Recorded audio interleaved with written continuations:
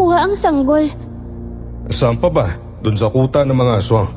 Naawa ko kaya dinala ko na lang. Ang batang yan, anak ng halimaw. Pwede kayong maparusahan kapag tinago niyo siya at nilayo sa tunay niyong mga magulang. Kung ganon, tignan mo kung paano ko haharapin tong nilalang na to. Dumaan ka muna sa akin bago mo makuha ang bata!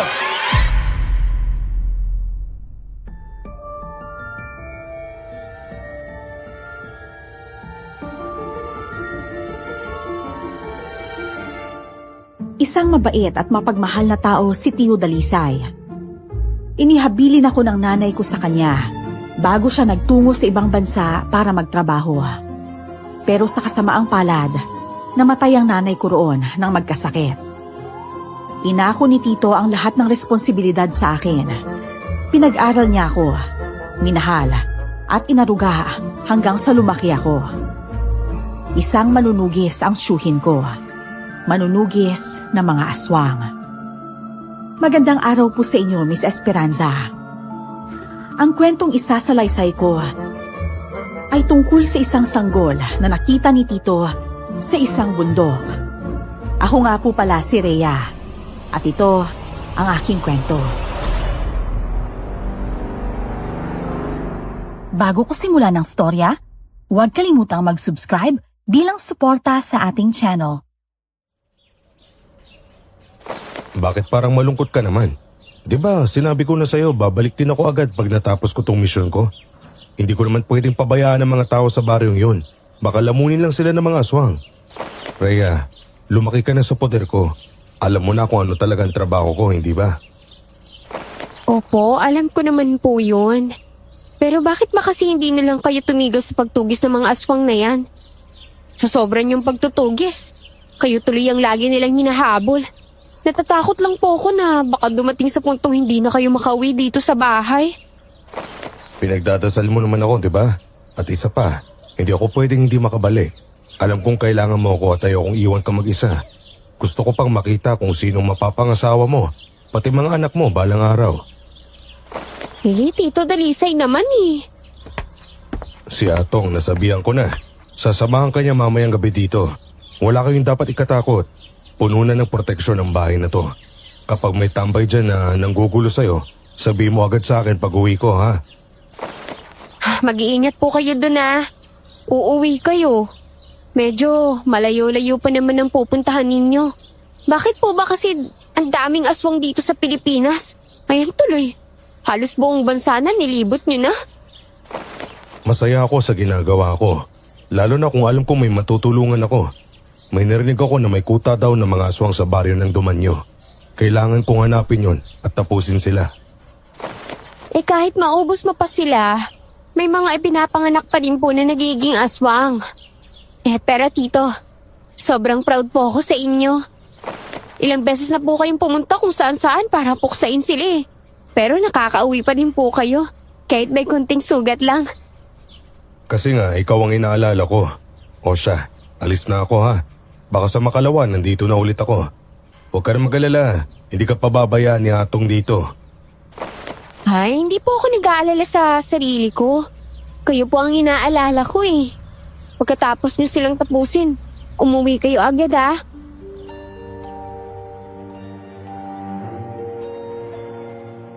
Niyakap ako ni Tio Dalisay bago siya umalis ng bahay. Kapag umaalis siya, si Atong na pinsan ko ang kasama ko. Parang ama na talaga ang turing ko kay Tio. Madalas akong nagagalit sa kanya kapag umaalis siya. Pero wala rin akong magawa dahil lagi niyang inuuna ang tungkulin niya. Makalipas ang 3 araw, inaabangan ko na ang pagdating ni Tio. Sobrang nag-aalala ko dahil ang sabi niya sa akin, 2 araw lang daw siyang mawawala. Kumain ka na nga. Kanina ka pa nakatulala dyan sa bintana. Paano naman ako gaganahan kumain? Hindi pa umuwi si Tito. Baka kung ano na nangyari sa kanya sa kagubatan. Ikaw rin may kasalanan dito ah. Kung sinamahan mo sana siya, mas panatag ako. Nox naman. Magagalit sa akin si Tito Dalisay pag nagpumilit akong sumama. Kilala mo naman yung tao. Ayaw niya nang may inaalala, mas gusto niyang siya lang mag-isa. Sabi niya sa akin, 2 araw lang siya mawawala eh. Uy, may paparating. Baka si Tito na yan. Siya nga, Rhea. Pero, teka, ano yung dala niya? Tara, salubungin natin. Dito na lang natin siya hintayin sa loob.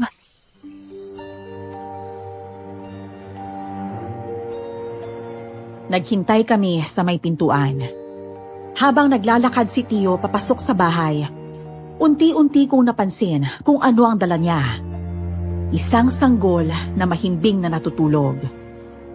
Nagulat ako, nagtaka, at may konting takot na bumalot sa akin. Saan niyo po nakuha ang sanggol? Saan pa ba? Doon sa kuta ng mga aswang. Palis na sana ako pagkatapos kong tapusin ang mga tiktik. Pero bigla ko narinig na umiiyak tong bata. Naawa ko kaya dinala ko na lang. Baka naman anak ng tiktik yan. Hindi. Alam ko dati, kuta yun ng mga kalibonan. Ang daming naglalaki ang puno ron. Puro kahoy na malalaki. Ano pong balak niyo sa bata? Aampunin ko na lang. At alam mo ba kung saan ko mismo siya nakuha? Hindi lang basta sa loob ng kuta.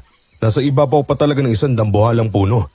Tapos tumutulo pa yung itim na dagta. Kawawa naman, baka mahulog pa. Kawawa naman si baby. Grabe, ang himbing pa ng tulog oh. Ayan, Rhea, may paglilibangan ka na. Tito, kumusta naman po kayo? Ayos lang. Medyo napagod lang. Itinakas ko kasi yung bata mula ron. Magpahinga na po kayo. Ako na pong bahala sa bata. Bibili na lang kaya ako ng gatas sa tindahan. Oo, sige. Mas mabuti yan para pag nagising siya, may mainom siya agad. Tapos, Tito ha, kung nagugutom po kayo, sabihin niyo lang ha. Hindi ako gutom. Gusto ko lang ibagsak ang likod ko sa higaan. Salamat sa Diyos, panalo na naman ako laban sa mga halimaw.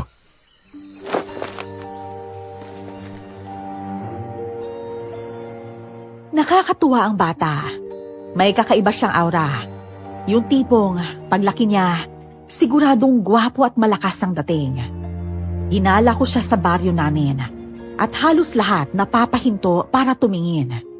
Nag-uusisa sila kung sino at saan nanggaling ang sanggol. Pero inilihim ko kung saan siya natagpuan ni Tio. Pero natatakot ako dahil habang lumilipas sa mga araw, parang biglang nanghihina si Tio Dalisay. Dinalhan na lang po kita ng pagkain. Hindi ka pa po kasi bumabangon mula kaninang umaga dyan sa higaan niyo eh. Ano po ba talagang nararamdaman niyo? Ewan ko ba. Parang hindi na magkadugtong yung mga buto ko. Tapos ang katawan ko parang papel pero bigat-bigat. Siguro sobrang napagod ako sa pakikipaglaban sa mga tiktik na yun. Kaya nga po sinabi ko sa inyo eh. Itigil niyo na po yung pagtunggis sa mga aswang. May edad na po kayo. Iba po yung dati na mas bata pa kayo noon. Kamusta naman ang sanggol? Nasa kwarto ko po. Kasama niya po si Atong. Alam niyo po, ang daming natutuwa sa kapugian ng batang yun. Kaya ako nga siya dinala. Alam kong gwapo eh. Kawawa naman kung mauwi lang siya sa tiyan ng aswang. Sandali lang po ah. Kumain na muna po kayo dyan. Baka nagugutom na po yung sanggol na napulit niyo.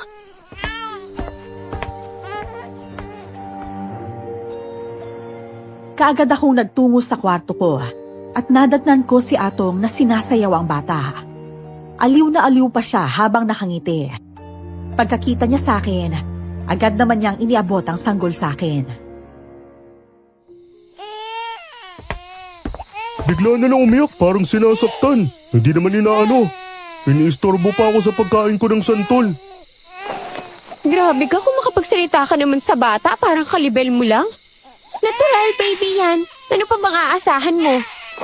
Atong, sa totoo lang, wala ka bang napapansin sa batang to? Napapansin na ano? Ang himbing ng tulog pag-araw. Pero paggabi, iyak ng iyak. Simula nang dumating yan dito, kumalansing na ang bahay sa ingay. Kaya tuloy yung mga tsismoso sa paligid kung ano-ano na. Baka raw anak ko daw tong bata at ayaw ko lang aminin. Hayaan mo sila. Hindi ka naman nila inaano. Kwento-kwento lang yan nila. Patanin mo na yung bata. Ang talas pa naman ng iyak, halos tumago sa tenga. Tulog na, baby, ha? Nandito lang ako. Hindi kita iiwan. Pasensya ka na, ha? Nagdala lang ako ng pagkain kay Tito Dalisay. Yung taong nagligtas sa'yo mula sa mga aswang. Kailan kaya balak tumigil ni Tito Dalisay sa pagpatay ng aswang? Ewan. Hanggang ngayon nga, halating hindi pa siya nakakabawi eh. Marami sigurong aswang ang nakalaban niya. Nasa kuta siya galing, syempre marami yun. Buti naman tumahan din. Ilalapag ko lang siya sa higaan. Uy, tignan mo itong marka niya sa may kilikili, parang balat ng puno. Ay, amo na, marka lang yan. Napansin ko na noon pa ang marka ng bata. Pero hindi ko masyadong iniisip. Kakaiba kasi, parang piraso ng balat ng kahoy na nakadikit sa balat niya. Kinaumagahan, nagpaalam na naman si Tio na aalis siya. Doon na ako nagalit. Kasi alam kong hindi pa maayos ang pakiramdam niya. Magpahinga na po muna kayo. Puro po kayo habol sa aswang eh. Kaunti na lang matutumba na kayo dyan eh, oh. Tingnan nyo nga. Lumalalim na po yung mga mata nyo. Hindi pa kayo nakakatulog ng maayos? Ayos lang ako, Rhea. Ikaw talaga, para mo na akong batang minomonitor. Ang alalahanin mo, yung sanggol na dinala ko. Maya-maya, iiyak na naman yun. Ay, pagkatapos po nito, pwede po bang magpahinga muna kayo? 1 linggo pa lang po ang lumipas mula nang pinatay niyo yung mga tiktik sa kuta nila eh. Alam ko po na gusto niyo pong iligtas ang mga tao. Pero wag niyo naman po hayaang pati sarili niyo ay mapahamak. Magpapahinga naman talaga ako. Tatapusin ko lang tong panghuling misyon ko. Oo nga pala, dumating na dyan si Annabel, yung nobyo ni Atong na kasing edad ko lang. Ay, iba din talaga to si Atong eh. Yung iba hanap dalaga. Siya, medyo makunat-kunat na ang gusto. Huwag mo iparinig sa kanya yan, magagalit yun. Eh, tayo lang naman po yung nandito. Eh, taga saan po ba yung si Annabella? Ewan ko kung saan niya nabingwit yung matandang dalagang yun. Oh, ayun na pala yung pinsan mo, magaling sa babae. O, siya, alis na ako. Mag-iingat po kayo, Tito, ha?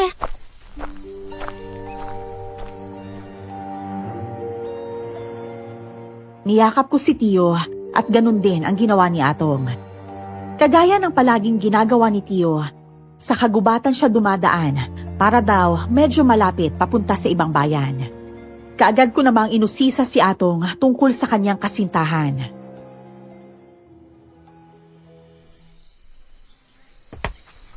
Uy, totoo bang pinapunta mo talaga dito yung babaeng yun? Wala ba talagang asawa o anak yun? Ano ka ba? Pure na dalaga si Annabel, no? Atong, hindi sa nakikialam ako ah.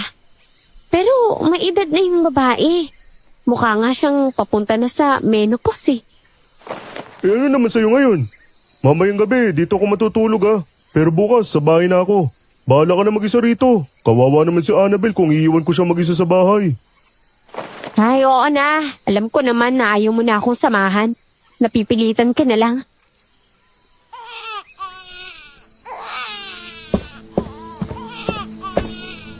Rhea, bilisan mo! May tumutubo sa bata! Ano? Anong tumutubo sa kanya?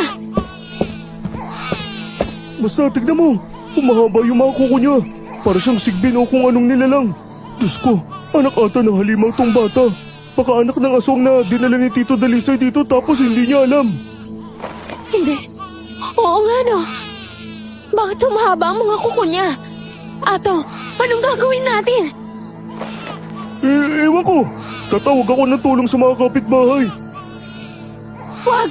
Pag ginawa mo yun, matatakot sila at baka si Tito Dalisay pa ang sisihin nila. Magagahit sila sa tito ko.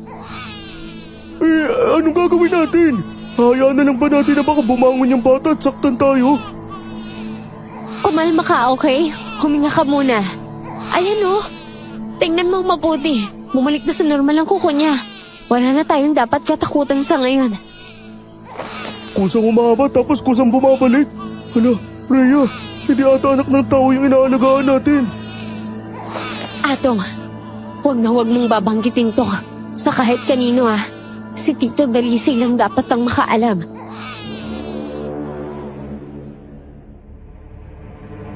Sa araw, masasabi kong normal ang kilos at gawin ng bata. Pero sa gabi, tila may kakaiba talagang nangyayari. Isa na doon, ang halos madaling araw na siyang natutulog. At panay, palingalinga sa paligid. Parang may alam na ito sa paligid.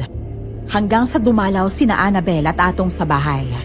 Nakita kong tinititigan ni Annabel ang bata, kaya hinila ko si Atong para malaman kung may binanggit siya sa babae. Hindi ko sinabi sa kanya yung natuklasan natin. Siyempre alam ko matatakot siya. Kung ganun, bakit ganyan siya makatitik sa bata ha? Aba, ewan ko. Baka nagwampuan lang sa bata kaya ganyan. Pero ganito pagbalik ni Tito, sabi mo agad sa kanya yung nakita natin. Para malaman na natin kung anak ba yun ng normal na tao o aswang.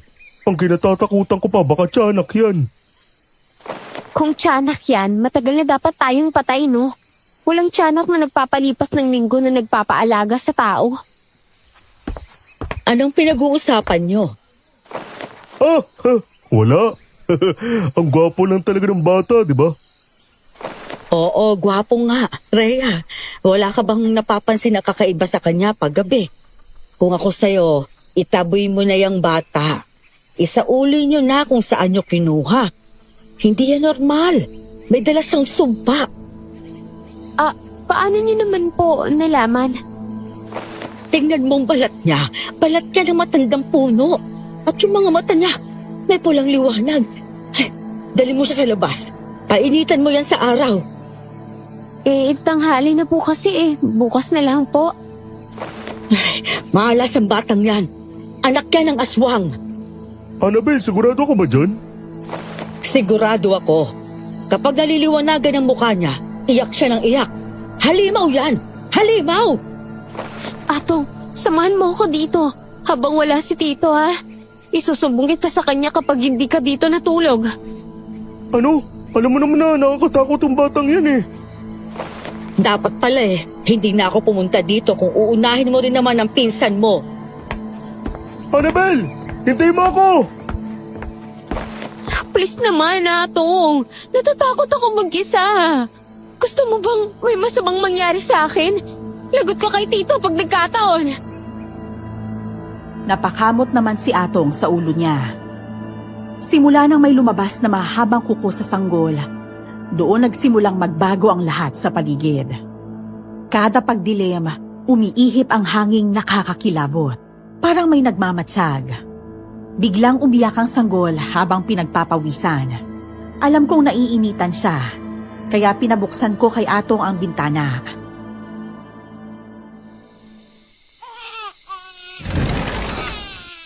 Nakabukas na yung bintana pero iyak pa rin ang iyak. Haplasan na natin yung tiyan niya, baka masakit, baka napasukan ng hangin. Hindi ko talaga alam gagawin ko sa batang to Tana, please. Tama na ang pag-iyak. Sa tingin mo ba maintindihan ka niyan? Habang kinakausap mo, mas lalo pang lumalakas ang iyak. Ano naman kayang pwede nating gawin? Wala akong alam sa pag-aalaga ng bata, no? Ako nga ang nandito sa bandang bintana Hindi siya nakakahinga ng sariwang hangin. Kasi hinaharangan mo. Di lumipat ka dito.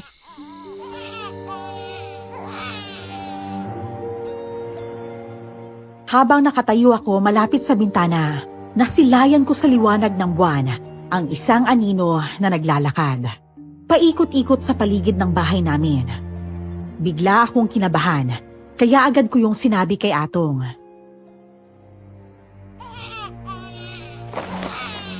May tao atang umiikot sa bahay natin. Kumuha ka ng itak. Bilisan mo. Tao? Oo, dalian mo na. Kunin mo na yung itak. Baka may masamang binabalak sa atin nakita ko yung anino umiikot sa paligid ng bahay. Kaya siguro umiiyak ng ganito yung bata, nararamdaman niya may masamang nilalang dito. Sige, sadali, kukuhanin ko yung itak. Bilisan mo Tama naman na, baby. Baka kabagin ka niyan eh. Ano ba gusto mo? Gatas? Nandito na ako. Narinig mo ba yung alulong ng aso? Oo naman. Hindi naman ako bingi. Sabi ni Tito kapag umalalong ang aso, may nilalang daw silang makikita na hindi nakikita ng tao eh. Isara na natin ang bintana. Baka aswang yung aninong nakita mo kanina. Akmang isasara na ni Atong ang bintana nang bigla kaming makakita ng mga matang mapupula. Kumikislap sa dilim. Kulay dugong nakakatindig balahibo. Parang tumigil ang hangin sa sobrang takot namin. Umatras ako at tinakpan ng kumot ang bata. Aswang nga talaga nandito, Rhea. Dapat malaman to ni Tito. Pero paano natin nahanapin si Tito? Hindi pa nga siya umuwi hanggang ngayon eh. Sinasabi ko na nga ba eh. Baka sinundan siya ng aswang mula sa kuta ng tiktik na sinira niya eh. O baka naman yung bata talagang sadya ng aswang dito. Hindi ko siya pwedeng isuko, Ato. Hindi, hanggat hindi bumabalik si Tito. Siya lang ang nakakaalam kung saan galing ang bata. Kung anak ba talaga siya ng tao o aswang. Magmamanman muna tayo sa paligid. Ang problema, baka bigla tayong lusubin dito sa loob. At yung bata parang walang balak tumigil sa pag-iyak eh. Ay, bakit pa ang lakas ng iyak niya ngayong gabi? Ang boses ng bata, yan ang humahatak sa mga aswang. Kaya sila pumaparito. Ang delikado. Mas malapit na sila kaysa iniisip natin.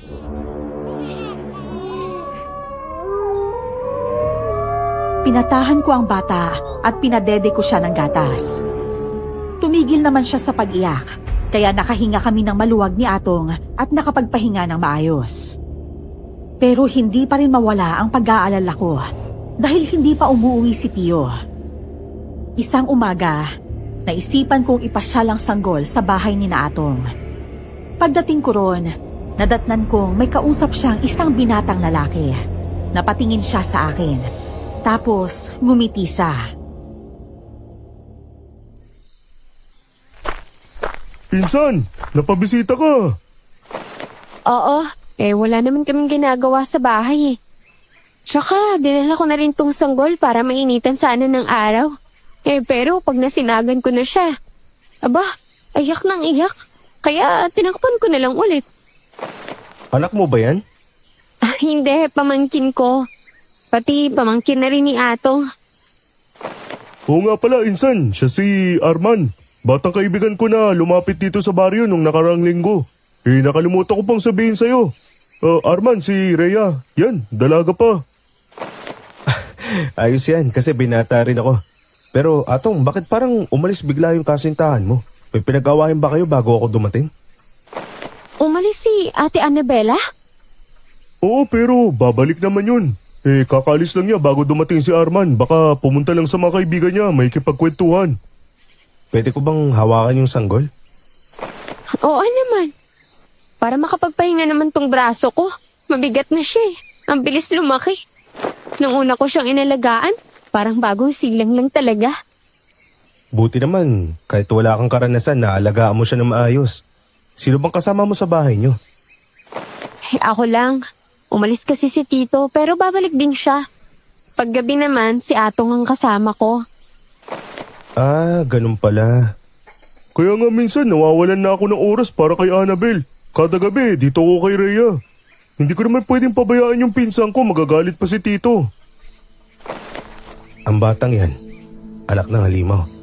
Kailangan nyo isauli siya kung saan nyo siya nakuha. Pwede kayo maparusahan kapag tinago nyo siya at nileyo sa tunay nyo mga magulang. Anak ng halimaw?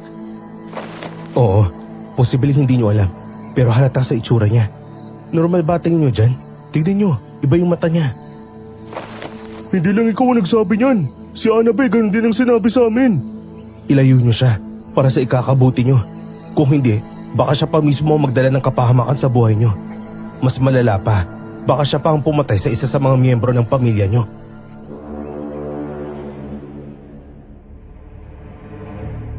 Sobrang natakot ako sa natuklasan ko. Mukhang nagsasabi nga sila ng totoo. Halos hindi ko na kayang hawakan ng bata sa takot na bigla niya akong saktan o atakihin. Hinayaan ko na lang siyang umiyak kahit sobrang naaawa ko sa kanya. Sa araw na yon, dumating si Tio Dalisay.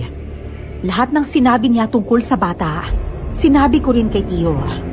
Nandun din si Atong sa bahay para marinig kung ano ang sasabihin ni Tio. Totoo pong sinasabi ni Rhea. Hindi lang iisang tao ang nagsabing malas ang batang yan, 2 na po. Hihintayin pa ba natin na tayo pa mapahamak bago tayo gumawa ng paraan? Tito, saan niyo po ba talaga napulot ang batang to? At bakit kakaiba ang balat niya? Sa tingin ko po, may ibig sabihin yung marka niya eh. Pagod na pagod ako pero yun ang isasalubong niyo sa akin. Ilang beses ko bang sasabihin, Rhea? Galing yung bata sa kuta ng mga aswang. Nakasabit siya sa puno na may itim na dagta. Umiyak siya na malakas kaya tinulungan ko. Tinakbo ko papunta dito para mailigtas. Pero tito, hindi po kaya anak ng aswang ang batang to? Nakita po namin mismo na humaba ang mga kuko niya saglit lang. Pero humaba talaga. Tapos habang tumatagal po siya dito, nakakarinig po kami ng malamig. Nakakatindig balahibong hangin. Hindi lang po yun.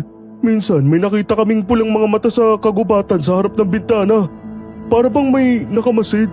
Parang sinusundan po kayo ng aswang. Alam siguro nilang manunugis kayo at kayo ang nakapulot sa batang yan. Tito, hindi po ata ligtas na alagaan natin siya eh. Napaupo si Tio Dalisay sa tabi ng bata at marahan niyang hinaplos ang mukha nitong mahimbing na natutulog. Kita ko sa kanya ang awa, yung malalim na malasakit na mula pa sa puso. At sa itsura niya, halatang hindi siya naniniwala sa mga sinasabi namin. Hindi niyo po ba talaga pinaniniwalaan ang mga sinasabi namin? Baka naman po tagapagmana ng aswang ang batang yan. At baka siya pa ang makapatay sa inyo, Tito. Lumapit kayo rito. Pagmasdan niyo ang mukha ng bata. Inosente, tahimik. Masasabi niyo bang may banta siya sa buhay natin? Kung ayaw niyo siyang alagaan, ako nang bahala sa kanya. Hindi po dahil ayaw namin. Gustong-gusto ko nga po siyang alagaan eh. Pero natatakot po talaga ako, Tito. Natatakot ka sa isang sanggol? Anong alam ng ganitong kaliit sa pagpatay ng tao? Pero Tito Dalisay, Kapag ako na nag-alaga sa kanya, doon ko malalaman kung totoo ang mga sinasabi niyo. Hindi ko sinasabi na nagsisinungaling kayo. Pero gusto kong ako mismo ang makakita, ang makarinig at makaramdam ng kakaiba kung mayroon man habang nasa bisig ko ang bata.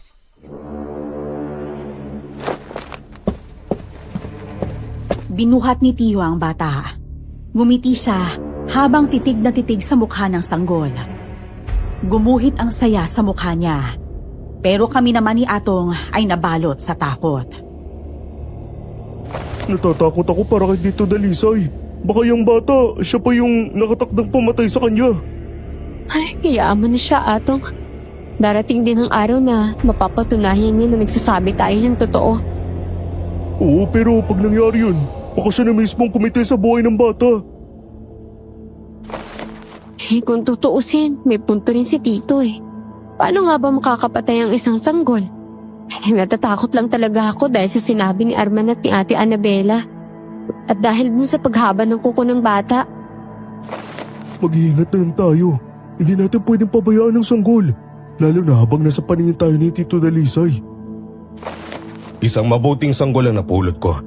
Naniniwala ako, hindi niya ako sasaktan. Wala akong nararamdaman na kahit na anong banta mula sa kanya. Kaya kailanman, hindi ako maniniwala sa mga kwento ng ibang tao. Pinanindigan ni Tio ang kanyang sinabi. Binaliwala niya ang lahat ng mga naririnig niyang kwento tungkol sa sanggol. Nagpaalam siyang aalis ng hapon na yon para bumili ng alak sa tindahan. Saktong nakaalis na siya, merong isang matandang babaeng dumating. Magandang araw, Iha. Ito ba ang bahay ni Dalisay? Opo, dito po. Pero umalis lang po siya sandali. May binili lang po sa tindahan. Babalik din po agad. Kung ganon, hihintayin ko na lang siya. May mahalaga kasi akong ibibigay sa kanya. Sige po, pasok po kayo.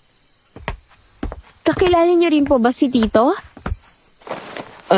Oo, may ipinangako kasi ako sa kanya. At ngayon ko na yun ibibigay. May sanggol pala kayo dito? Opo. Si Tito po ang nakapulot sa kanya at dinala dito. Mahilig po talaga kasi si Tito sa mga bata eh. Nakamamangha naman ang batang yan. Halatang kakaiba, ano? Marami nga rin pong nagsasabi. Pero normal naman po siya. Siguro yung itsura lang ang kakaiba kasi gwapo po siya at... ayun na po pala si Tito Dalisay. Aling Perla, nakadalaw po kayo. Hindi ba pinangakuan kita ng proteksyon? Dinala ko na yun ngayon. Bilang isang manunugis, kakailanganin mo ito para mas madali mong makilala ang kaaway. Sa gamit nito, malalaman mo kung sino ang aswang sa paligid mo at kung sino ang hindi. Ang mga babaylan mismo ang nagpapatunay. Ang balat ng kahoy na ito ay kayang magtaboy ng masamang nilalang. Ngayon lang po ako nakakita ng ganyan. Ang mga babaylan lamang ang may kakayahang gumawa nito. Gawa sa balat ng punong kahoy.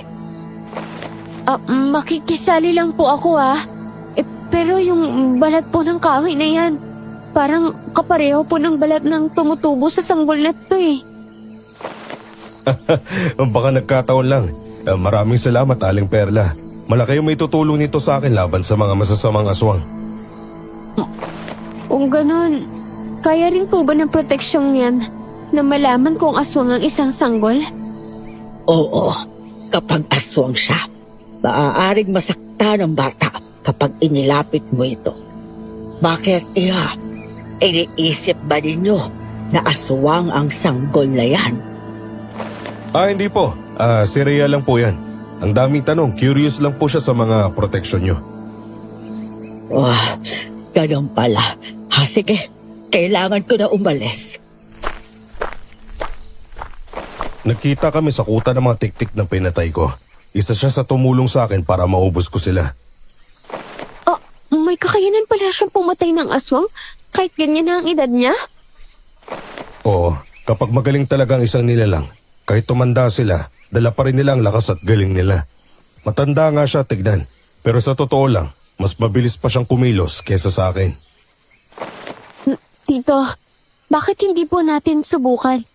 Ilapit natin sa bata yung proteksyon para malaman natin kung masamang nilalang ba ang bata o hindi. Naisip ko na rin yan, Rhea. Sige, halika na. Saksihan natin kung anong mangyayari sa sanggol, kung totoo bang may masama sa kanya o wala.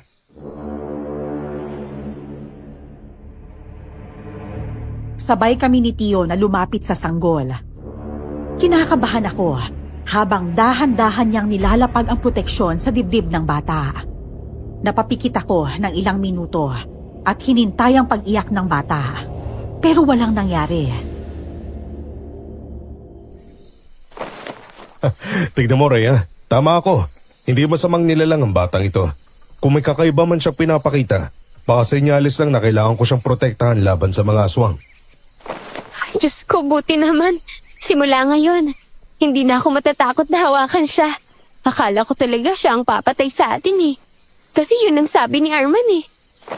Sinong Arman? Yung kaibigan po ni Atong.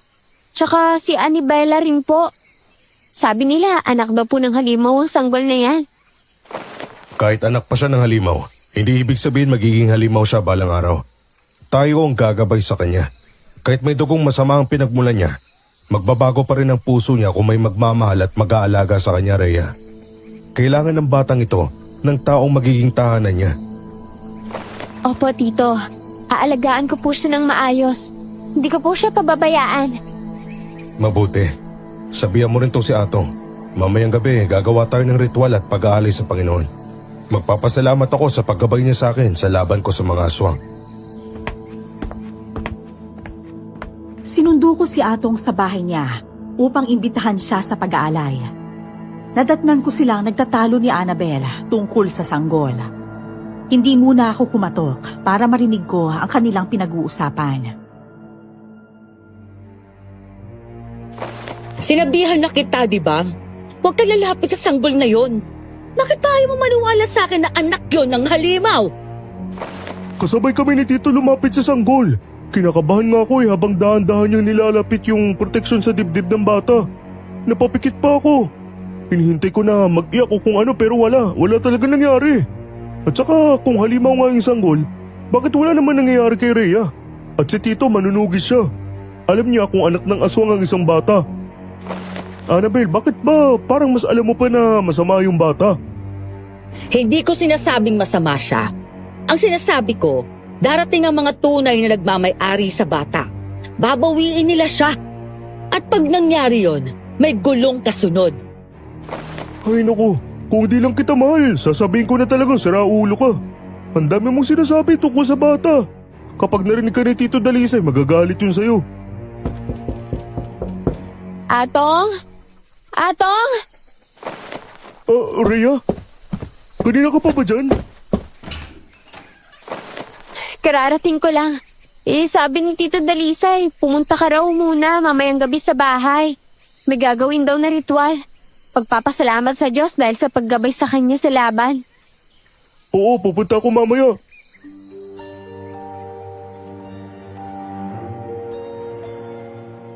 Sinulyapan ko lang si Annabel at agad akong bumalik sa bahay. Pagsapit ng gabi, naghanda kami para sa gagawing alay. Naglatag kami ng mga prutas, saka asin, bilang panangga ni Tiyo laban sa masamang espiritong maaaring manggulo sa ritual. Mahimbing na natutulog ang sanggol ng mga oras na yun. Lumuhod kami sa sahig at nagsimula na si Tiyo sa pagritual.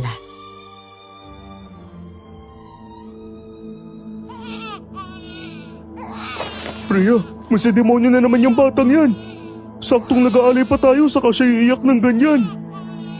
Hoy, huwag mo nga siyang tawaging demonyo. Bata lang yan. Ano ka ba? Hayaan mo na, mag-focus ka na lang. Paano ko makakapokus kung panay ang iyak niya? Baka magalit si Tito Dalisay mamaya tapos hindi pa matapos ang ritual dahil dyan. Ay, alam mo namang bawal tayong tumigil, di ba? Hayaan mo na muna siyang umiyak, tiisin na lang natin. Kesa naman mapungtol ang ritual. Dumakot si Tiyo ng asin at sinaboy sa paligid. Nakita kong may tumama sa bata, kaya mas lalo itong umiyak. Para talagang nasasaktan. Napahinto si Tiyo sa pagsaboy ng asin at agad niyang binuhat ang sanggol. Hindi ko maintindihan kung bakit ka nagkakaganyan. Ano bang mali sa ginawa ko, ha? Bakit ka umiiyak ng ganyan? Tito, nakita ko po. Natalsikan siya ng asin na isinaboy niyo sa buong bahay. Kaya siguro siya umiyak ng ganyan. Para siya napaso, hindi ko may paliwanag. Tito, ako na po nga hawak sa bata. Mamaya na, ako muna. May kailangan lang akong maramdaman. May gusto akong malaman kapag hawak ko siya.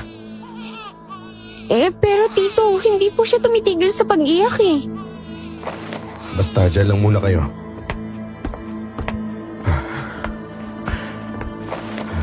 Rhea, kunin mo na. Baka matagalan ko siya. Oo po, akin na po siya. Tito, ano pong nangyayari sa inyo? Bakit parang nangihina kayo? Dati pagkatapos ng ritual lumalakas pa kayo pero ngayon baligtad. Parang nangihina kayo ng sobra. Hindi ko rin alam. Bigla na lang akong nahilo.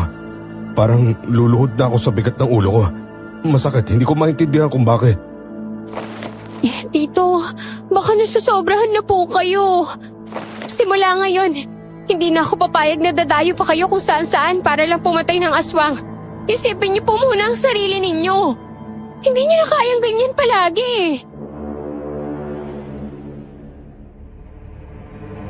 Simula nung gabing natapos ang ritual, bigla na lang tuluyang nanghina ang katawan ni Tiyo. Kapag tumatayo siya, nanginginig ang mga paa niya. Para bang mawawala na ng lakas. Hindi naman siya nagkakasakit, pero halatang halata ang panghihina niya. Sobra akong nag-alala para sa kanya. Si Atong naman, pilit siyang hinihikayat na pumunta sa bayan para magpatingin sa doktor. Pero lagi siyang sinasagot ng galit ni Tio Dalisay. Paano po kayo gagaling kung mas sinusunod nyo pa rin ang gusto nyo? Kami ni Rhea halos hindi na makatulog sa kakaisip sa kalagayan nyo. Bigla na lang kayo nang hina ng ganyan. Kung nagkasakit kayo, maintindihan pa namin pero hindi naman eh. Tito, naisip ko lang, hindi kaya sinumpa kayo ng mga aswang na napatay ninyo? Kahit pa isumpa nila ako, hindi sila mananalo. Hindi tumatalab ang sumpa ng aswang kapag patay na sila. Pero ano po ba talaga nangyari sa inyo? Hindi ko nga alam. Bigla na lang, nung isang araw, maayos pa yung pakiramdam ko pero ngayon, parang hinihigop ang lakas ko. Para kung may iniindang sakit ng isang buwan. Pero wala naman po kayong lagnat eh. Tito, mas mabuti po siguro na magpatingin po kayo sa albularyo. Hindi na. Magiging maayos ako. Isa akong manunugis. Tapos pupunta ako sa albularyo. Hindi ba nakakahiya yun? Bakit naman po nakakahiya? Magkaiba naman po ang trabaho ng manunugis sa albularyo. Pareho pong tumutulong. Parang kahit anong sabihin natin, hindi talaga siya makikinig. Ay, oo nga eh. Hoy, tumigil kayo sa pagbubulong-bulungan nyo dyan ha. Baka gusto nyo malintikan kayo sa akin. Yung bata doon, Rhea, alagaan mo. Opo. Ayan na naman po kayo eh. Kapag umiinit ulo nyo, sa amin nyo na naman binubunton. Makukulit kasi kayo. Sinasabi ko nang wala akong sakit pero ayaw nyong maniwala. Hindi na kami nakainik noong mga sandaling yon. Nagpaalam si Atong na uuwi na muna sa bahay nila dahil naghihintay daw sa kanya si Annabel. Nang ako nang may hawak sa batang mahimbing na natutulog, narinig kong tinawag ni Tio ang pangalan ko. Kaya dinala ko ang sanggol sa silid niya. Inilapag ko ang bata sa tabi niya. Wala namang masama ron dahil wala naman siyang kahit anong sakit na nakakahawa. Rhea, ilapag mo nga yung bata sa tiyan ko. Bakit naman po? Ay naku Tito, baka bigla po siyang kumilos tapos mapasama pa eh. Basta ilapag mo lang. Ayan na naman po kayo eh. Sige na, pumesto na po kayo ng maayos. Ayan, sige. Pwede mo na ilapag. Pero bakit niyo po ba gustong ilapag ang bata sa tiyan niyo? Nagsisimula na naman ako manghina, Rhea. Parang hinihigop ang lakas ko mula sa loob. Po, bakit naman po? Sa tingin ko, may kinalaman talagang sanggol na to kung bakit ako nangihina.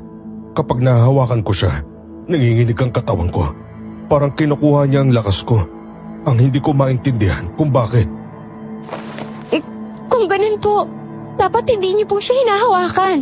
O di kaya, huwag na po kayong tumabi sa kanya. Nakikita mo naman ng bata habang tumatagal. Lalo siyang lumulusog. Hindi kaya napupunta sa kanyang lakas na nawawala sa akin? Hindi ko rin po alam eh. Pero imposible pong ganun. Tito, ikaw na mismo ang nagsabi. Kung masama talaga ang bata, dapat nasaktan po siya nung nilapit mo po yung protection galing kay Aling Perla. Hindi po siya umiyak. Hindi siya nasunog. Wala. Kaya hindi po maaari na masamang nilalang siya.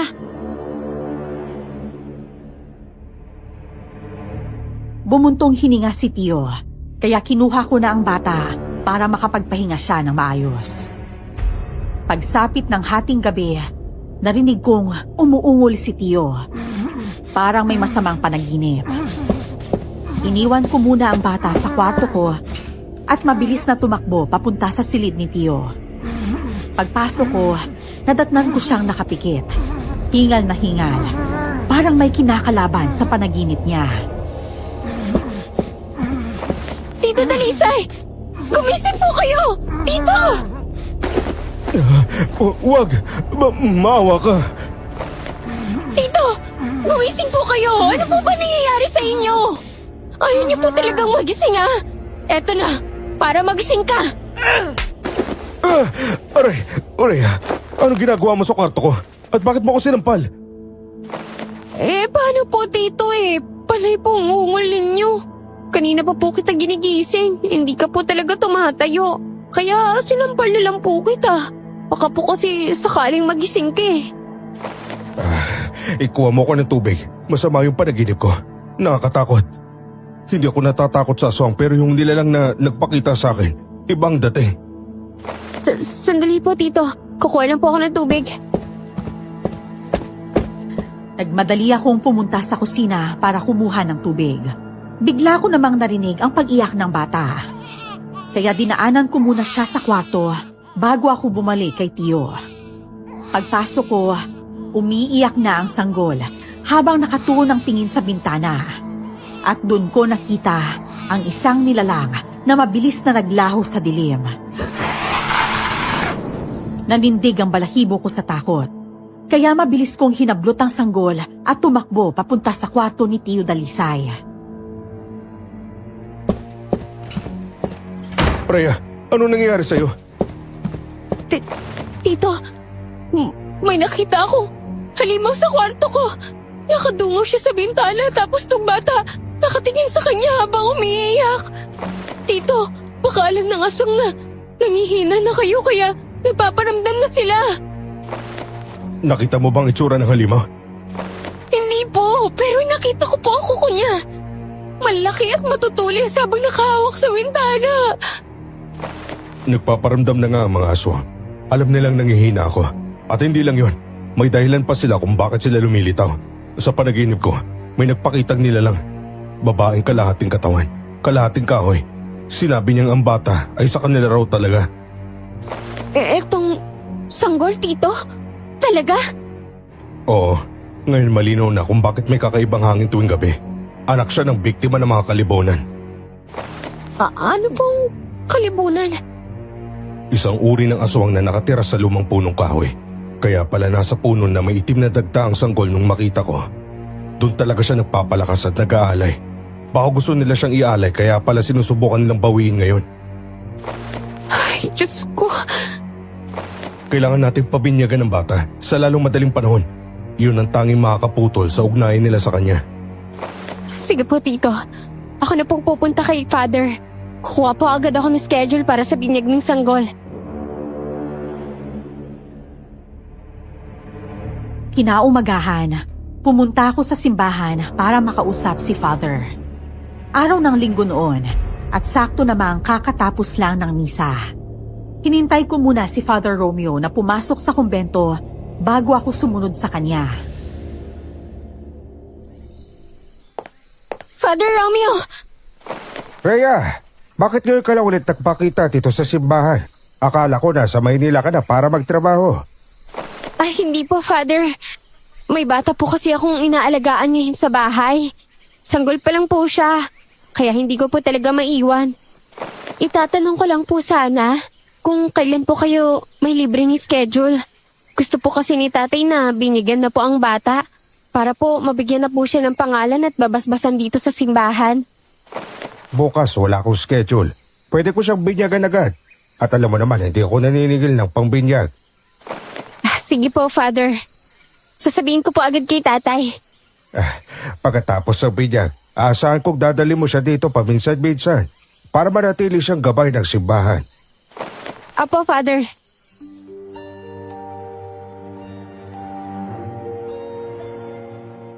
Binalita ko kay Tio Dalisay ang sinabi ni Father Romeo. May alaga naman kaming manok, kaya yun ang gagawin naming handa para sa binyag. Sapat na yon para sa amin, dahil mahirap lang naman kami. Pinasuotan ko ng puting damit ang sanggol. Hiniram ko pa yon sa kapitbahay namin. Lalong lumitaw ang kapugian ng bata, at hindi namin maisip kung saan ang galing ang lahi niyang yon.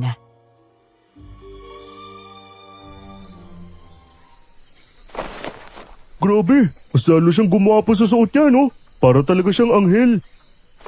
At nasa naman ang live-in partner mo? Bakit hindi siya sasama sa binyag? Alam niyo naman si Annabel, menopause na kaya iba yung mood sa umaga, iba rin sa gabi. Ay, mabuti pa po. Punta na po tayo sa simbahan. Hinihintay na tayo ni Father Romeo doon. Oo nga anak, ikaw na lang magbuhat sa bata ha.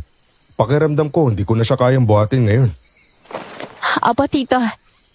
Ito yata yung binyag na walang kahit sinong imbitado. Wala naman tayong ipapakain sa mga tao, Atong. Ang mahalaga, mabinyagan ng batang to. Kapag napasbasan siya, mawawala na yung mga masamang nilalang na sumusunod sa kanya.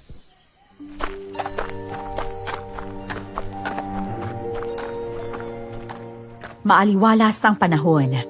Parang nakikiayon pa sa binyag ng bata. Pero pagdating namin sa simbahan, biglang umihip ang malakas at malamig na hangin na para bang bumalot sa katawan ko. At kulang na lang ay tangayin na rin kami kasama ang bata. Biglang dumilim ang paligid. Kasunod ang pagbuhos ng malakas na ulan. Nasa labas pa kami ng simbahan noon at hindi pa nakakapaglakad papasok. Anak nang, bakit biglang umulan? Kanina nung paalis tayo sa bahay, ang linaw ng langit ah. Oo nga, ibang klase tong ulan, parang binubuhos ng buo. Alam nyo, naisip ko lang hindi kaya taliwas itong ginagawa natin?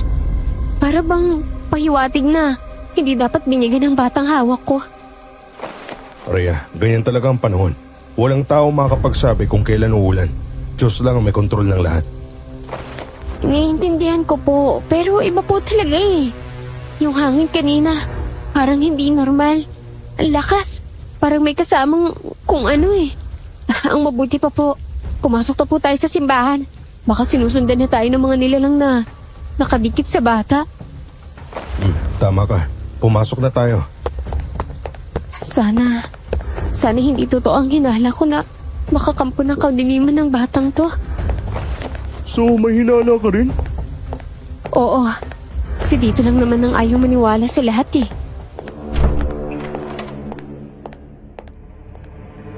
Nang makapasok na kami sa loob ng simbahan, biglang sumara ang pinto. Nagliyab ang mga kandila sa paligid at lalo pang lumakas ang ulan sa labas. Biglang lumitaw si Father Romeo sa harapan namin. Tila wala sa sarili habang nakatitig sa batang hawak ko.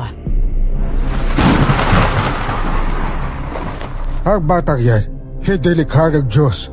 Ilabas niyo siya sa simbahan. Father Romeo!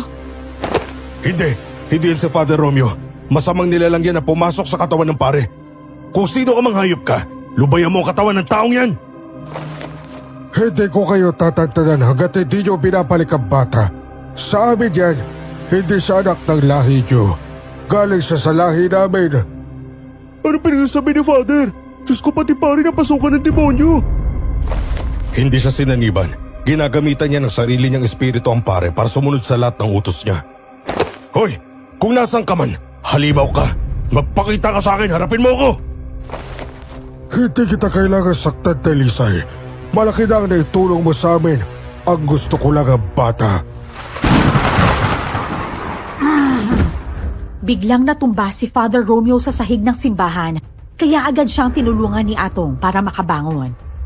Nilapitan naman ako ni Tio at sinabi niyang mas mabuting umuwi na lang kami. Pagkalabas namin ng simbahan, biglang tumila ang ulan at muling sumikat ang araw. Doon ko na itinakbo pa uwi ang bata. Sumunod sila sa akin at pagdating sa bahay, inilapag ko ang bata sa papag dahil umiiyak na naman siya.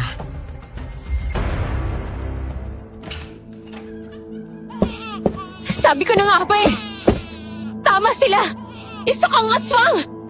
Pero bakit hindi tumalab sa'yo yung proteksyon na binigay kay Tito Dalisay? Kaya pala na naginip ako ng babaeng kalahating puno. Kasi anak pala niya ang batang yan. Akala ko noon, anak siya ng biktima ng mga aswang. Akala ko po ba, kuta ng mga tiktik ang napuntahan nyo? Paano nagkaroon ng batang kalibunan doon? Hindi ko alam. Pero isang bagay yung sigurado ko. Mapapahamak ang batang to kung ibabalik natin sa kanila. Kailangan natin siya protektahan. O protektahan laban sa kalahi niya? Tito, sa tingin niyo po ba kakayanin natin yon? Mahina na po kayo. Hindi niyo na po kaya ang laban na dati niyong tinatapos mag-isa. Bakit hindi na lang natin ibalik ang bata? Hindi naman po siya galing sa atin eh. Naririnig mo bang sinasabi mo? Hindi natin pwedeng ibalik ang bata. Atin na siya. Simula nang dinala ko siya rito, responsibilidad ko na siya. Ginugulo nila tayo dahil may kailangan sila sa bata. Siguro may taglay siyang lakas para patayin ang lahi nilang mga aswang. Ang iniisip ko lang po, ayoko pong mawala kayo sa akin. Kayo na lang po ang pamilya ko. Pero ayoko pong ibuwis ang buhay ko sa buhay natin. Para protektahan ng isang batang aswang laban sa mga aswang na pinanggalingan niya. Sige nga, papakinggan kita. Anong gusto mong gawin ko sa bata? Gusto ko pong ibalik niyo siya. O patayin niyo siya. Dahil isa naman siyang aswang eh. Kung ikaw ang tatanungin ko, kaya mo bang pumatay ng batang inosente? Wala man lang kalaban-laban. Sige, kung kaya mo, ikaw ang pumatay sa kanya, Rhea. Hawakan mo yung sanggol at ikaw mismo ang pumatay. May binigay na punyal sa akin si Tio Dalisay. Nanginginig ang mga kamay ko habang hawak yon. Tama nga si Tio. Mahirap patayin ang isang nilalang na walang kalaban-laban. Galit kong hinagid ang punyal, saka mabilis na umalis sa bahay. Dumiretso ako sa bahay ni Atong. Alam kong siya lang ang makakaunawa sa akin.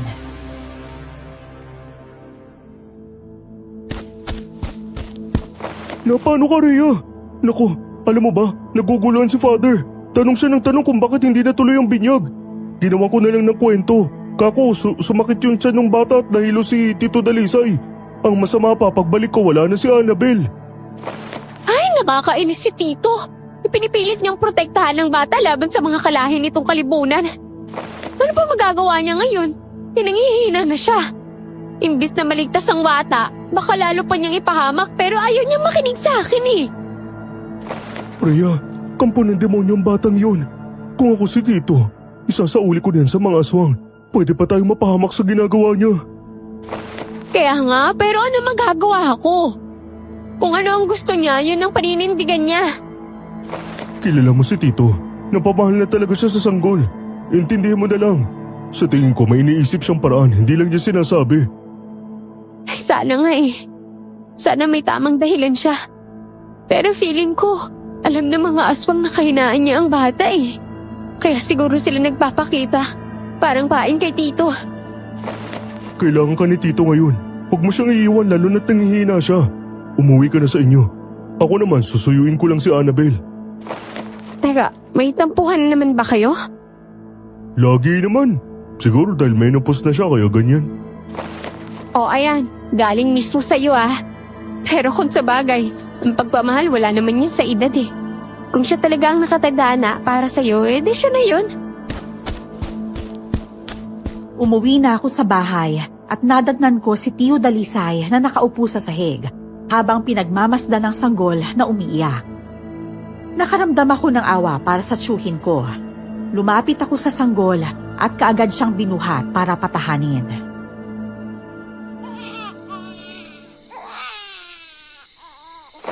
Gusto ko sana siyang buhatin pero hindi pwede.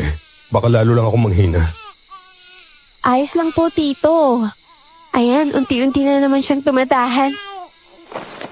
Tito, pasensya na pala sa lahat ng sinabi ko kanina ha. Masyado lang po talaga akong nadala ng emosyon. Natatakot po kasi ako eh. Alam ko, Rhea. Alam ko kung bakit ka natatakot. Dahil hindi ko na kayo kayang protektahan tulad ng dati. Kaya ako rin naguguluhan. Paano ko ipaglalaban ng batang to kung nawawala na ang lakas ko? Pero respeto ko po ang desisyon niyo, Tito. Kung naniniwala kayong tama ang ginagawa niyo, sige po. Susuportahan ko po kayo. Tutulungan ko po kayo sa abot ng makakaya ko. Talaga, Rhea? Opo, Tito. Haalagaan natin ang batang to. Paprotektahan natin siya kahit kalaban niya pa ang sarili niyang lahi. Gumuhit ang saya sa mukha ni Tio Dalisay nang sabihin ko yon. Pagdating ng gabi, tahimik ang buong paligid. Binabantayan lang namin ang sanggol, lalo na't alam kong may paparating talagang mga aswang para bawiin siya. Bigla na lang nagkagulo sa labas. Umalingaw-ngaw ang malalakas na sigawan ng mga tao. Kaagad kong binuhat ang bata at sumilip sa bintana. Nagsisigawan ang mga tao. May aswang daw. Tito! May aswang daw po sa labas! Ang bata ang sadya nila. Sandali lang. Kukuhanin ko ang mga gamit ko. Sige po! Bilisan niyo po! Kahit anong mangyari, hindi ka namin isusuko sa kapwa mo, aswang. Kaya ka naming palakihin ni Tito ng maayos. Hindi ka magiging tulad nila.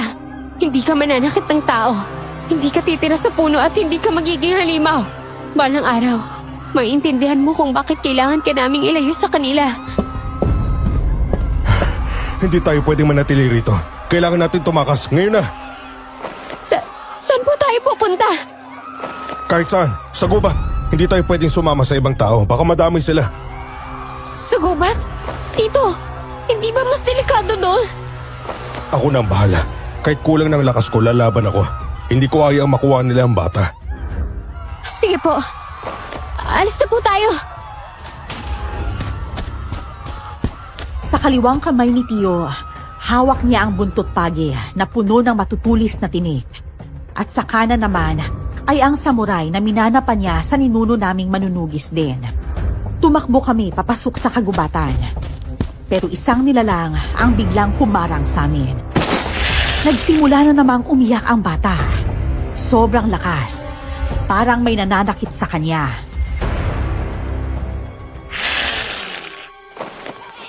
Dumaan ka muna sa akin bago mo makuha ang bata! Tito, kalimunan po ba siya? Oo, kita mo sa balat niya. Parang balat ng punong kahoy. Gaya ng marka ng sanggol. Kaya alam kong sila ang lahi niya. Mauna na kayo. Ako na bahala rito. Hintayin ko po kayo. Hindi po ka-aalis nang hindi kayo kasama. Sabay po tayong tatakas, Tito. Kung ganon, panoorin mo muna. Tignan mo kung paano ko haharapin tong nilalang na to. Tito Dalisay, sana po matalo niyo siya. Sana po kayanin niyo pa.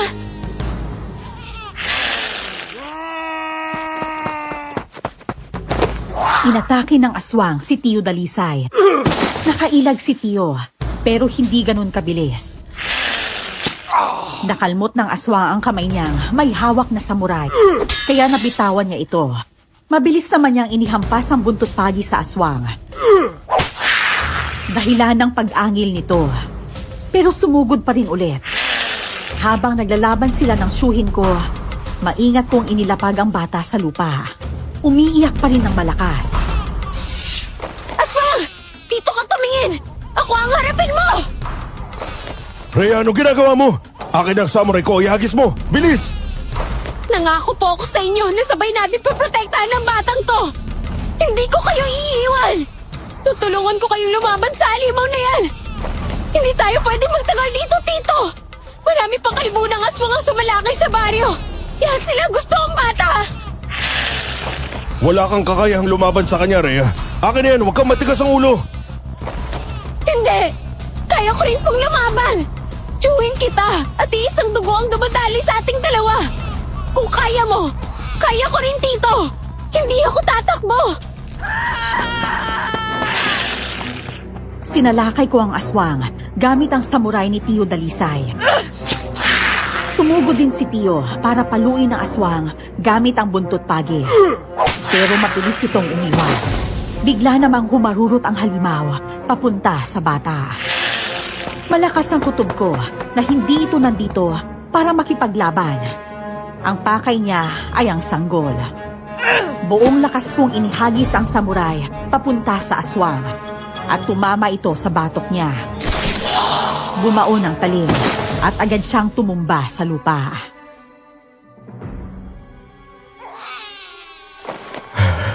Nararamdaman ko. Marami pa sila paparating dito sa gubat.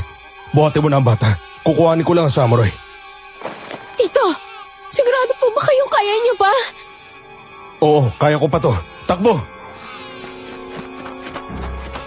Ay, Diyos ko. Salamat at tumahimik na rin tong bata.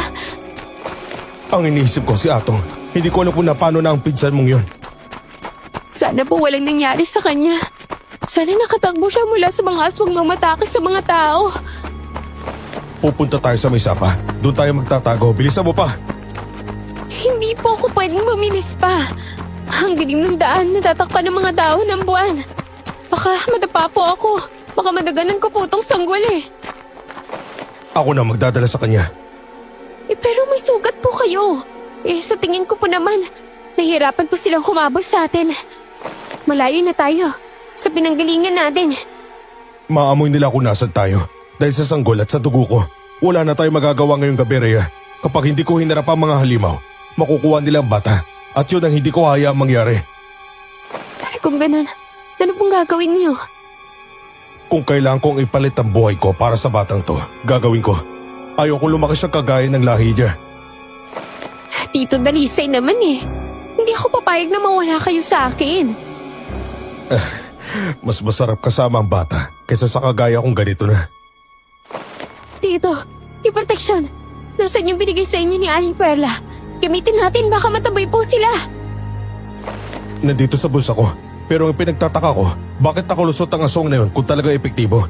Mukhang inuuto yata ako ng matandang yun. Tito, dito na muna tayo. Hindi ko na po kayang tumakbo eh. Ilabas niyo na po yung protection. Baka sakaling ngayon pa lang siya umubra. Kapag suot niyo. Inilabas ni Tio Dalisay ang kanyang proteksyon at agad niya itong isinuot. Biglang kumislap ang alumetong. Umaasa kami nagagana ito para hindi na kami sugurin at sundan pa ng aswang. Haya naman po pala, Tito eh. Dapat kanina po niyo yung sinuot. Gumagana rin pula talaga. Sana nga. Sana itong pakinang na to ay senyalis na tinataboy niya masamang nilalang. May mga proteksyon na hindi naman kailangang isuot para gumana. Kahit nasa bulsa lang, basta hawak mo umaandar na. May tiwala ka naman po kay Aling Perla, di ba? Meron. Pero ngayong gabing to, malalaman ko kung tunay ba siya mapagkakatiwalaan. Magpahinga po muna tayo kahit sandali. Kawawa po yung bata. Nakatulog na lang sa kakaiyak. Baka gutom na rin po eh. Wala tayong nadalang kahit bote ng gatas dahil sa kakatakbo natin mula sa mga aswang kanina. Umupo ako sa ilalim ng malaking punong kahoy habang kalong-kalong ko pa rin ang bata. Bigla na lang sumigaw si Tio ng malakas. Napaatras ako sa takot nang makita kong may mga ugat ng kahoy na lumalabas mula sa suot niyang alumetong. Gumagapang yon sa buong katawan niya. Diyos ko! Tito! Ano nangyayari? Bakit po may mga ugat na lumalabas dyan? Tubarin niyo yan! Baka masakal po kayo eh! Tulungan mo ko! Tanggalin mo! Bilisan mo! Sige po! Ilalapag ko lang po muna yung bata. Sandali lang po. Sinasabi ko na nga ba eh. Hindi proteksyon ang binigay sa kanya ni Aling Perla. Traitor siya. Niloko niya ako. Ayan na, Tito. Iangat natin mula sa leeg niyo. Dali na! Hindi, ayaw nang matagal. Nagapag na sa katawan ko ang mga ugat. Rhea, tulungan mo ako. Ayoko mamatay nang wala man lang kalaban-laban. Ano bang gagawin ko? Tito, alam ko na. Puputulin ko na ang mga ugat gamit tong samurai. Dalian mo. Nasasakal na ako.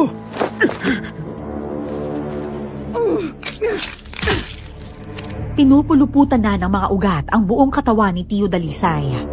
Agad ko siyang tinulungan at pinutol ang mga ugat sa bandang leeg niya. Pero tumutubo lang ulit. Nanginig na ako sa takot at napaiyak. Habang pinagmamasdan si Tio na namumula ang mga mata at naglalaway na. Hirap na siya dahil sinasakal na siya ng mga ugat. Tito! Diyos ko, Tito! Huwag kang umiyak, Rhea. Kahit anong magyari, itakbo mo ang bata. Kung kailangan mo umalis sa baryong to para mailigtas siya, gawin mo. Hindi! Hindi, Tito! Ayaw kita mawala! Lumaban lang kayo, please! Puputulin ko po yung mga ugat! Kunti na lang po! Patawarin niyo po ako kung hindi ko sana sinabi na isuot niyo yung bagay na yan! Hindi na sana nangyari to! Hindi kita sinisisi. Naniwala lang tayong dalawa, Rhea. Nagpapasalamat ako sa iyo. Ang bait-bait mong bata. Swerte ng mapapangasawa mo balang araw.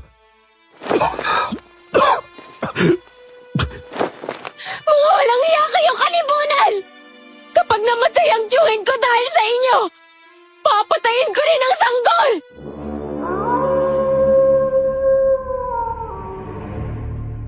Umalingaw-ngaw ang malakas kong sigaw sa buong gubat. Dahilan, para magising ang sanggol at umiyak ng malakas. Si Tio, unti-unti nang nawawala ng hininga.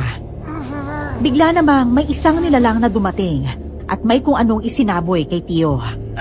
Kaya biglang naglaho ang mga ugat na pumupulupot sa kanya. Mabuti na lang at nadatnan kitang ganito. Dalisay, ayos ka lang ba? Ayos lang ako. Paano mo kami natuntun dito? Narinig po ang sigaw ni Rhea. Alam po kayo ang sinusundan ng mga aswang. Ang mabuti pa, hubarin mo na yung akala ninyong proteksyon. Hindi yan totoo. Niloko ka lang ng matandang yon. Ate Annabel, paano po? Ninyo nalaman na galing sa matandang yun yung alimento na suot ni Tito. Nakita ko siya nang pumunta sa inyo. Sinabi ko na kay Atong na aswang ang matanda pero ayaw niya maniwala. Sinabi ko rin sa kanya na ipaalam niya ang lahat sa inyo pero ayaw na raw niyang makialam. Lalo na't hindi niya alam na isa akong manggagamot. Manggagamot ka po? Oo. Kaya ako nasabi agad na hindi normal ang batang yan dahil ramdam ko. Anak yan ng kalibonan at siyang susunod na hari ng kanilang angkan. Halika, Rhea, tulungan mo akong paupuin ang tito mo. Diyos ko, kung hindi ka dumating, baka napatay na ako ng mga ugat na yun. Talagang papatayin ka nila, Dalisay. Dahil kinuha mo ang bata. Totoo na gusto nilang ikaw ang makakuha sa sanggol, pero hindi para alagaan mo siya. Ano ba talagang bagay na to kung hindi proteksyon? Naniwala ako dahil siya ang tumulong sa akin sa kuta ng mga tigtik. Hindi yan proteksyon, pang-konekta yan. Dahil dyan, nalalaman ng mga kalibonan kung nasaan ang bata. At ang nagbigay niyan, ang matandang yon, lola ng sanggol. Isa rin siyang kalibonan. Kung ganun, bakit niya pinakuha sa akin ng bata? Ginamit ka nila. Ikaw ang pinili nilang instrumento para mabawi ang sanggol na nawala sa kanila. Darating sila at kukunin nila ang bata. At kahit na anong gawin mo, hindi mo sila mapipigilan maliban na lang kung handa kang lumaban hanggang sa huli. Kaya pala sabi niya, daling ko raw ang bata palayo. Darating daw ang mga tunay na magulang para bawiin siya. Hindi ko naman alam, naswang pala magulang ng bata. Pero hindi ko siya isusuko. Hindi ko ibabalik ang sanggol na yan. Gagamitin lang nila ang lakas at tugo niya. Totoo naman. Pero hindi ba dapat wag na tayong makialam? Kalahi niya ang gustong kumuha sa kanya. Ano man ang gawin nila sa bata, hindi na dapat problema natin. Napamahal na siya sa akin. Kahit may dugong kalibonan siya, hindi siya lalaki na halimaw kung may tatama natin ang landas niya. Annabel, tulungan mo ko. Protektahan natin ang bata. Pero Ate Annabel, bakit po nangihina si Tito tuwing hinahawakan niya ang sanggol? Hindi ang sanggol ang dahilan, kundi ang alumetong. May mahika silang inilagay dito. Unti-unti nitong hinihigop ang lakas ni Dalisay. Para pag dumating ang araw na babawiin nila ang bata, wala siyang laban. Binuhat ko agad ang bata. Biglang umihip ang malakas at malamig na hangin. Sapat para manginig ako. Niyakap ko ng mahigpit ang sanggol, habang si Annabel naman ay paikot-ikot ang tingin. Para bang inaabangan kung merong paparating. Paparating ng bagong hari ng mga kalibonan. Maghanda kayo! Kahit paghandaan ko pa siya, hindi ko kakayanin ang hari ng kalibonan sa ganito kalagayan. Tito, paano kung pilitin niya tayong ibalik sa kanila ang bata? Kapag nagpumilit sila at dinaan sa dahas, lalaban ako. Tanda mo to, Rhea. Itakas mo ang bata. Ilayo mo siya mula sa lugar na to. Hindi na nila siya matututun dahil wala na ang alumetong. Sige po, Tito. Kung gusto ninyo talagang ampunin ang bata, kung gusto niyong iligtas siya, sige, tutulong ako. Kung gusto nila ng laban, laban ang ibibigay natin. Maya-maya, biglang lumitaw ang hari ng mga aswang na kalibunan. Napaatras ako sa gulat nang ipakita niya ang tunay niyang anyo. Si Arman, siya pala ang ama ng batang kalong ko. Akin na ang anak ko. Sobra ng panong hinayaan kong alagaan mo siya. Kahit kayo lumalaki na siya, babawiin ko na. Hindi mo na kayang suportahan ang pangangailangan niya. Anong akala mo sa bata? Tuta? Hindi naman ganun. Binabawi ko lang ang anak ko dahil may tungkulin siyang dapat gampanan sa aming lahi. Hinahanap siya ng buong pangkat. Hindi kita kalaban, manunugis. Napamahal na sa akin ng bata. Hindi ko siya isusuko. Ikaw ang may kasalanan kung bakit nawalay sa'yo ang anak mo. Tapos ngayon, minahal namin at inalagaan na maayos. Gusto mo na lang bawiin? Kaya pala sinabi mo sa akin noon na anak ng halimaw ang bata dahil halimaw ka rin pala talaga. Hindi kami nananakit ng tao. Sinungaling! Mapanlin lang kay mga kalibonan. Galing ako sa kabilang bayan na ginagambala ninyo. Marami kayong pinapatay na inosente doon. Dito lang kayo hindi nang bibiktima. Dahil alam ninyong hawak ng manunugis ang anak ninyo. Sobra ng satsat nyo. Akin ang anak ko. At kung hindi ko siya ibigay, anong gagawin mo? Kagaya ng sinabi ko, hindi tayo magkalaban. Pero kung hindi mo ibabalik ang anak ko, mapipilitan akong paslangin kayo. Ang dali para sa'yo magsabing papaslang ka ng tao dahil gawain mo na yan. Tama si Dalisay. Hindi dapat isuko ang bata. Magkakaroon siya ng kakaibang kapangyarihan kapag lumaki. Kapangyarihang kayang alipinin ng tao. Mas mabuti pang manunugis na magpalaki sa kanya kaysa sa lahi niyo. Hindi! Nakuha na niya ang lakas ng isang manunugis, kaya kailangan ko siya sa aming angkan. Hayop ka! Hindi kayo mababait. Ginamit niyo ang bata para pahinain ako. Ganun na nga. Kung ganun, gagamitin ko ang natitira kong lakas. Kahit kakapiranggot na lang, laban sa'yo. Lalaban talaga kayo. Sige, pagbibigyan kita.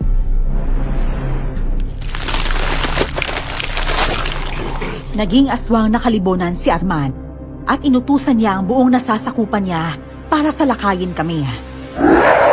Agad akong nagtago sa likuran ni Annabel at Tio Dalisay. Pero pilit pa rin nilang inaabot ang bata. Hinarap ni Annabel at Tio Dalisay ang mga aswang. Handang pigilan ang sinumang lalapit sa amin. Ako nang bahala sa haring aswang. Ikaw ang dumiretso sa mga nasasakupan niya. Sige na, sana manig tayo sa laban na to. Ayan na, yung matandang nang utos sa'yo. Pagbabayarin ko siya sa ginawa niya. Niloko niya ako. Simulan na ang laban. Mga alipin, patay na mga hangal na yan. Bawiin natin ang sanggol, ang aking anak. Hinanda ni Tio ang kanyang mga armas para salubungin ang mga aswang. Samantala, tumalon si Annabel para habulin mismo ang hari ng mga kalibunan. May sandata siyang dala. Isang mahabang piraso na gawa sa balat ng kalabaw. Matigas at umaalingaw-ngaw ang tunog sa tuwing inihahampas niya. Tito, ano pang gagawin ko?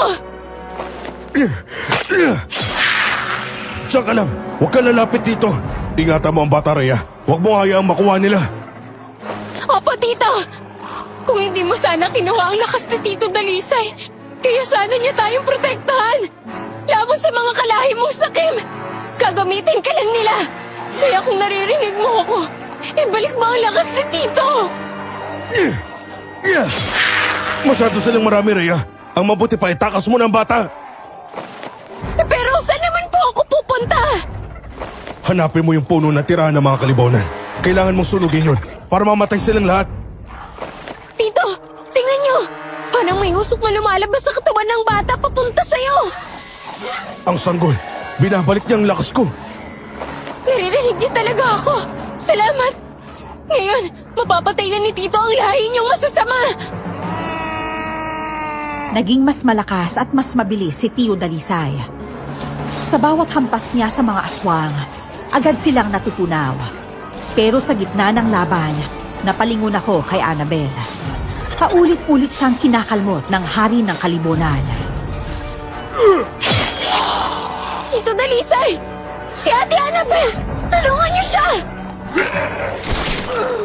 Oo na, kami ng bala rito. Umalis ka na. Hanapin mo ng puno na tirahan nila. Sige po! Tanda mo to, Rhea. Kailangan masunog mo ang puno hanggang maging abo. Kapag naging abo yun, ganun din ang mangyayari sa kanila. Sige po! Tito! Mag-ingat po kayo! Magtulungan po kayo na Ate Annabel! Lumalaban ako ngayon, Rhea. Kaya tigilan mo yung drama mo. Alis na! Mabilis akong tumakbo palayo sa lugar kung saan sila naglalaban. Rinig ko ang sunod-sunod at mabibilis na yabag sa likuran ko. Sigurado akong hinahabol ako ng mga aswang. Kaya mas lalo ko pang binilisan ang pagtakbo. Hindi ko inaasahan na matitisod ang paa ko, kaya bumagsak ako sa lupa. Mabuti na lang at mahigpit ang hawak ko sa bata, kaya hindi siya nahulog o tumalsik. Aray ko! Tulong! Tulungan niyo ako! Tulong! Lumayo kayo sa amin! Kahit anong mangyari, hindi ko isusuko ang sanggol! May tao ba dyan? Atong! Atong, nandito ako! Tulungan mo ako! Nandito na yung mga halimaw! Rhea! Oh, hindi. May mga aswang. Liwain niyo ang pizza ko! Ayun na talaga ha! Ito para sa inyo! Ah! Atong! Tulungan mo ako habang nagwawala pa sila sa abdi! Oo na, halika rito! Ang batang yan, siya talagang punot dulo ng lahat. Huwag mo siyang sisihin! Wala siyang kalam-alam sa nangyayari! Tumakbo na tayo! Ikaw na magdala sa bata! Masakit ang paa ko! Oo na, bilisan mo na kasi dyan! Kailangan nating hanapin yung punong tinutuluyan ng mga kalibunan! Susunugin daw natin! Sabi ni Tito Dalisay! Paano natin mahanap yun? Ang lawak ng gubat na to!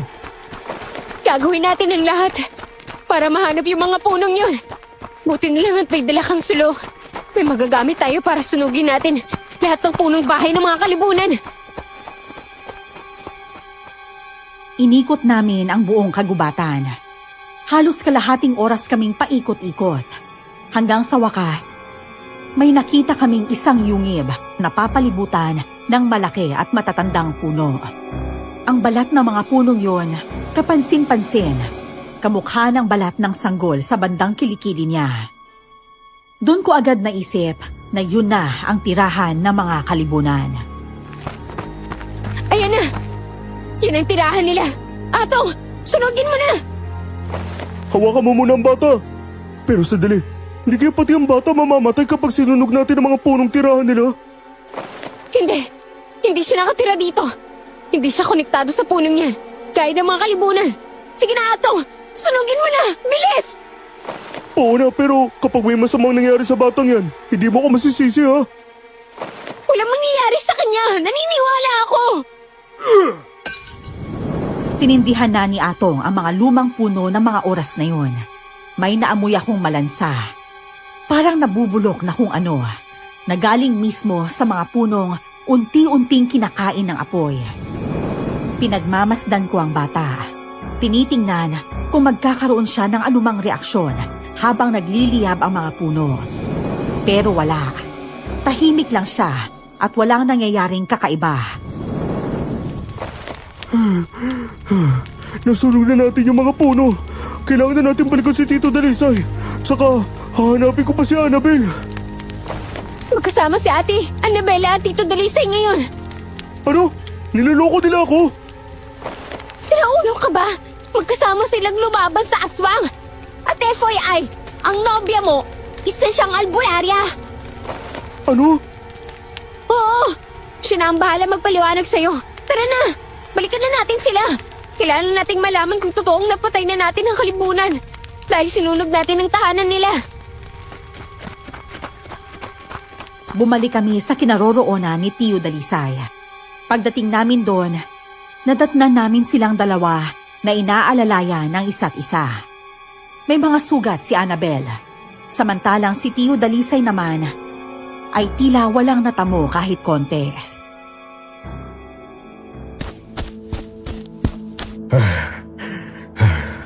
Nagawa mo talagang inuutos ko sa'yo, Rhea. Opo, Tito. Kasama ko po si Adong. Kung wala siya, baka hindi ko po kinaya. Annabel, albularya ka talaga? Totoo lahat ng sinasabi mo? Ano bang tingin mong ginagawa ko rito kung hindi ako albularya? Kung sinunod mo lang sana ako na ipaalam sa kanila agad na aswang yung matanda, di sana hindi niya tinanggap ang peking proteksyon. Sinugatan siya ng matandang yon, pero kasabay din siyang nasunog. Lahat sila. Ibig sabihin, totoo nga. Masusunog sila kapag sinunog ang tahanan nila. Ligtas na tayo sa wakas. Tara na, umalis na tayo sa kagubatan bago pa may sumulpot na iba. Halika na, Annabel. Bubuhatin na kita. Natalo ang mga aswang na kalibunan ng gabing yon. Nakangiti ako habang pinagmamasdan ng sanggol na mahimbing na natutulog. Kinaumagahan, naging normal ang lahat para sa amin. Napakasaya namin ni Tio dahil mapapasamin na ng buo ang sanggol. Pumasyal sina Atong at Annabel sa bahay para kamustahin ang bata.